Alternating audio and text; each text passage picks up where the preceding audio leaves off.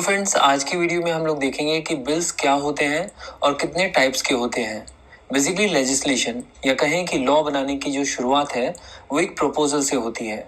इस प्रपोजल को हम बिल कहते हैं। बेसिकली एक बिल को लॉ बनने के लिए सबसे पहले पार्लियामेंट से पास होना होता है और उसके बाद प्रेसिडेंट का एक्सेंट चाहिए होता है। यानी पार्लियामेंट से पास होने के बाद और प्रेसिडेंट का एक्सेंट मिलने के बाद ही एक बिल लॉ बनता है। और ये जो बिल है इसे पार्लियामेंट में एक मिनिस्टर भी इंट्रोड्यूस कर सकता है और एक प्राइवेट मेंबर भी। अगर बिल को मिनिस्टर ने पार्लियामेंट में इंट्रोड्यूस किया है तो उसे पब्लिक बिल या फिर गवर्नमेंट बिल भी कहा जा सकता है। तो अगर किसी बिल को प्राइवेट मेंबर ने इंट्रोड्यूस किया है तो उसे प्राइवेट बिल या प्राइवेट मेंबर बिल कहा जाता है। तो हमने देखा कि बिल्स किसने इंट्रोड्यूस किए हैं उसके बेस पर या तो बिल गवर्नमेंट बिल हो सकते हैं या प्राइवेट मेंबर बिल, जिन्हें हम पब्लिक बिल्स या फिर प्राइवेट बिल्स भी कह सकते हैं।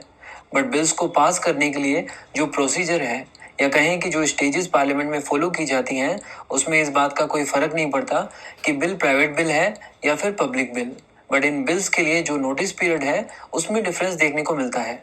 गवर्नमेंट बिल्स के लिए नोटिस पीरियड सिर्फ 7 डेज का है और प्राइवेट बिल्स के लिए नोटिस पीरियड है 1 मंथ का। तो ये जो कैटेगराइजेशन हमने देखा ये इस बात पर था कि बिल को किसने इंट्रोड्यूस किया है। बट बिल किस टाइप का है या कहें कि उसका कंटेंट क्या है उसके बेस पर बिल 4 टाइप्स में डिवाइड किए जा सकते हैं।